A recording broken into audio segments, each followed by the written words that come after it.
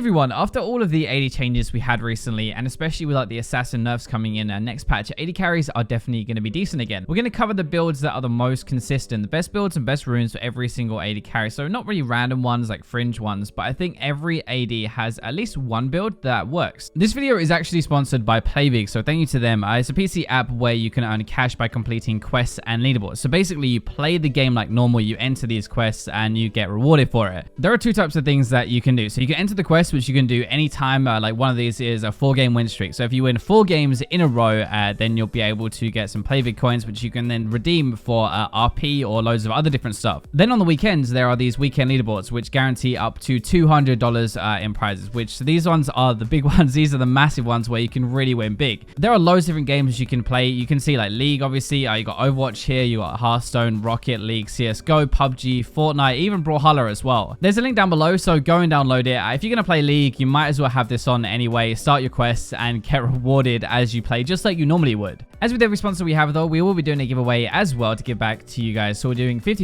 of RP, 2 $25 RP cards to give away 2 winners. So just leave a comment down below, make sure you're subscribed, and that's literally it. We'll pick the 2 winners in a couple of days. So there is an alternative way to building crit that I want to talk about just before we start this video. I've seen a few pros do it, like Double Lift on Ziya, for example, did this the other day. So it's a BF sword and pickaxe, and then you go into a zeal to start the game. So you have components of Infinity Edge and you grab your zeal. Then either you go into a crit item like a rapid fire cannon, for example, and then finish the Infinity Edge, or you go Infinity Edge first actually, and then into a crit item like rapid fire. It sounds very weird because the whole point is Infinity Edge needs crit to work, but zeal actually gives you 15%, which is doubled to 30, which isn't that bad when you get your IE. So it's less early damage for sure than Storm Razor, but it's more damage at like 2 to 3 items when you complete both. It's a really big spike, and it actually has a really good win rate when it's done. It is a really good power spike at 1 item if you pick up Storm Razor, right? It's never going to be a bad choice or anything like that. This is just another way to do it that helps you scale a little bit better if you want to. I've listed these champions in alphabetical order to make it a little bit easier if you want to skip forward to your favorite champion or something like that. So we're going to start with Ashe, who is making a bit of a comeback. The Blade the Ruin King build helps a lot with having early lane pressure, giving you damage and also better kiting. Main keystone is lethal tempo. It gives you good damage. It also helps you stack up your Q, which is really important. But the Blade and the Runes build is AoE healing, and it's also AoE percentage damage, which also actually heals you at the same time. So it makes her damage output higher, but also survive in this meta. You could swap out Mercurial for something like a Phantom Dancer, but you'd be surprised how just the core of the build to Blade, Runes, and Infinity Edge, that can output a lot of damage, especially late game. Caitlyn might not be in the best spot at the moment, but give her enough time in the game with this build and it works wonders. So keystone is going to be Fleet Fork, and remember, you can also use the alternative crit build to skip Storm Razor here if you would like to. This build I'm showing you has Storm Razor first. It does have some good synergy when you have your rapid fire cannon. It lets you siege and poke at towers really well. Apart from that, it's a very standard build. Honestly, you can opt for 100% crit if you want to, but in this meta, survival is really important, probably just as important as damage, which is why a lot of people run Guardian Angel and some lifesteal instead. Draven is top tier at the moment, 100%, and a lot of that is about the first 2 items you're going to be buying in a game. Also Conqueror, which is an amazing keystone for him. Draven's win rate before 20 minutes with this setup is insanely high. He has a lot of damage here with the amount of AD and crit obviously to start a fight, but it's also how much he heals from it. Not only is it very hard to output the same damage as him to kill him, but you have to output actually more than that because you have to get past his lifesteal as well. Remember, Bloodthirster is 20% lifesteal and a shield. The reason you pick up a rapid fire cannon as well is because you get a long range hit with a guaranteed crit from Storm Razor with an axe spinning. That is bonkers damage. So Ezreal still follows the same pattern he has for quite a while now, though double tier is still a bit more optional. I guess you don't have to build it. We have shifted more into Blade the Ruin King 3rd than Archangel's 4th, though. If you're going to buy it at all, you'll pick up your tier whenever Muramana has transformed. That offers you more scaling, and it's very deadly when it's fully stacked, but the choice between Trinity Force and Iceborne depends on you and the game as well. Trinity is a lot more damage, but Iceborne is more defense. It's cheaper as well, so you get it faster, and it's there to kite people. Jhin can definitely fight the big boys right now. Storm Razor being cheaper helps him jump up in power a lot sooner, and then you've got 2 keystone choices, Fleet Fork for the healing or Halo Blades for the damage it converts to AD, and a lot of it. This build in my opinion seems to be very well rounded, like looking at its win rate and stuff. You have early strength from the Storm Razor, moving into a bit more poke with the rapid fire cannon, and then Infinity Edge to make those 4 shots really sting. Since we don't have many tanks in the game, your ultimate is still going to hurt even without lethality with this build, and once you get to that 3 item power point, you are so fast as well. It's a pretty underrated part of this kit. Storm Razor obviously gives you move speed when you crit, and you will run around like mad. Jinx, in my opinion though, is the best crit champion at the moment, I think, mainly due to the synergy with Stormrazor. So your keystone is going to be fleet foot most of the time, but you can also take lethal tempo or press attack if you want to. From the first item though, she gets a guaranteed rocket crit, right? That is AoE damage as well. And then at Runen, she is going to get 3 guaranteed rocket crits and then snowballs into the rest of her build afterwards with more damage. Since she is high range, pretty safe since we can get AoE long range rocket crits from a rapid fire cannon, we normally opt into 100% crit most games as well instead of more defense. I'm pretty much turning into a Kai'Sa one trick, I'm not going to lie, and she has the most adaptable build path I think out of any AD carry. They all work because they're all similar but a bit different. Stormrazor first gives you damage at the start of a fight. It also upgrades your Q and your E with Rage Blade, which is really good, but Rage Blade needs those first 6 autos before its power really kicks in, and Stormrazor doesn't. That's why it's so good. After those 2 items, you can go into crit. You're going to have your AoE passive applying and crits with Runens, which is why that's so good. You can also go into AP instead, which is a more bursty style, and it upgrades all 3 abilities, which is nuts as well. Or you can go full AP with a Rage Blade to start with and skip the Stormrazor. It still works. It is just a little bit slower to power up in the game. Klister isn't in the best spot at the moment. They nerfed her lane phase so hard, but her mid-game team fighting is still half decent. You're going to go lethal tempo, so you can apply more Ren stacks. So really the build is pretty standard, what we had before. Double lifesteal, maybe even triple. You're going to be able to kite and heal back versus a lot of things that dive onto you in this meta. Rage Blade means your objective control and single target damage is insane. You would skip the Runens and go Rage Blade instead, but obviously then you have less AoE rend and less AoE healing. Kog'Maw is also not in the best spot, but his later game win rate, like from about 3 to 4 items, is good. Keystone is up to you. Lethal tempo is the most popular. You also have some fleet foot, compress attack action in there as well, but the build most people use actually leans on hit damage to start with and then into crit for the late game. Wit's End is a very cheap quick power spike for him though, so I want to mention that. It is good damage itself actually, but it reduces their magic resist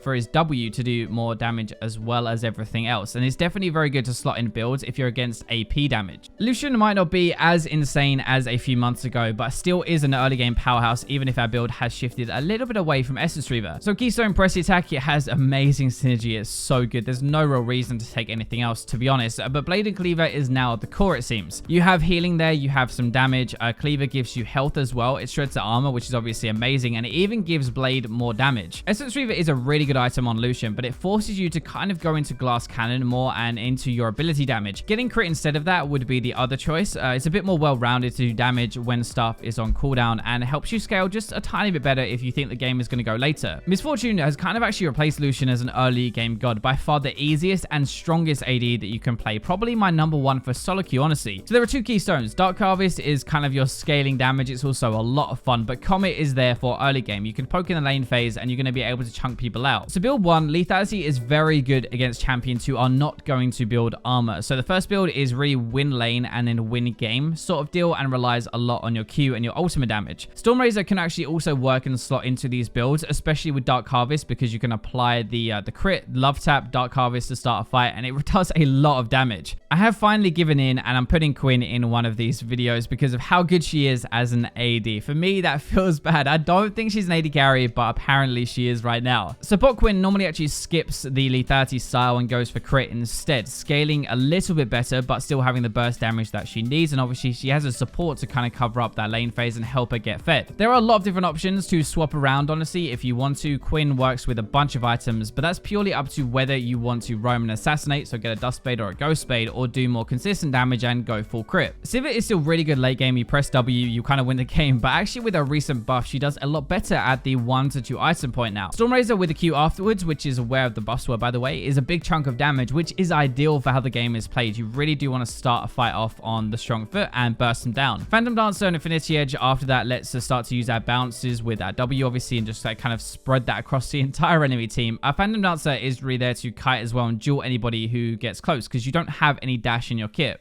Now, Tristana is honestly one of the weaker crit AD carries for now, having to lean towards pressy attack as a keystone, otherwise she just doesn't have enough damage. The alternative crit build would be pretty good for her here, because once she gets items, she does start to actually pump out good damage, but Stormrazor can snowball hard if you get a lead in the lane phase, so it's a bit of like a high risk, high reward. Bloodthirster is actually the preferred lifesteal option apparently as well, giving more AD and more healing to dive on in, rather than just having like the cleanse from Mercurial. Twitch is also like the Draven of late game. If it gets to that point, like like you seriously want to be pretty afraid. Press attack is also here for the synergy with his poison. You apply it a few times and then you use your E, your expunge, and it will do more damage. His early is so poo though. Blade gives him lifesteal to help survive that, though he can actually grab Storm Razor instead for a bit more of a glass cannon build like full damage. We do tend to actually go 100% crit on him a lot though. You're at the back of the fight, you pretty safe honestly, high range. You want everybody you hit with your ultimate and runions to be getting a crit to the face. Now Varus has a lot of different builds at the moment. Even though he looks like he's at the bottom of the roll win rate wise, a lot of high elo players grab him still and actually use him a lot. There are a ton of builds. So keystone wise to start with though, Comet is for the poke build. It's really strong early game, so you take this with the lethality side, and lethal tempo is there for the on hit or the crit style. The first two builds are sort of similar. Blade helps you have a really good lane phase, is why a lot of pros take it at the moment. Rage Blade is obviously great for him, but it's a slower start. Same with Kai'Sa, which is why a lot of pros go at second or not at all. You have to stack before it's useful. The poke build is amazing early game. I don't think I've ever lost lane with this build. It is insane. The damage with the Qmax is so high, but it doesn't scale as well. Vayne is still a great choice for late game builds if you can manage to get that many items, which is kind of tough. The first build focuses on hit a little bit more. You're probably going to either max your W straight away or go 3 points Q into your W, mainly because that Silver Bolts was buffed recently at higher ranks. The other is more glass cannon. Crit Vayne pumps out a ton of damage, both consistently over time and at the start of fights in bursts, but it's just more risky. Lastly then, Ziya is still viewed as one of the top tier AD carries, I think, especially by higher elo players and when paired with Rakan. The keystone is lethal tempo, so you can fire out your feathers a bit more and more consistently, I guess, get that root as well, because you'll fire out the first three a bit quicker. There isn't much build choice here actually for Ziya. Like, it's pretty standard. Crit is really good. It increases your E damage as well. There's no reason not to get it. So hopefully that helps you with a solid build for each AD carry after all of those shifts. You can mix and match and you can like put in your own stuff as well. It's just there to get you started really. Thank you for watching until the end. I would say I'll catch you in the next video, but apparently I have to say, and for now, I will leave you with the robots.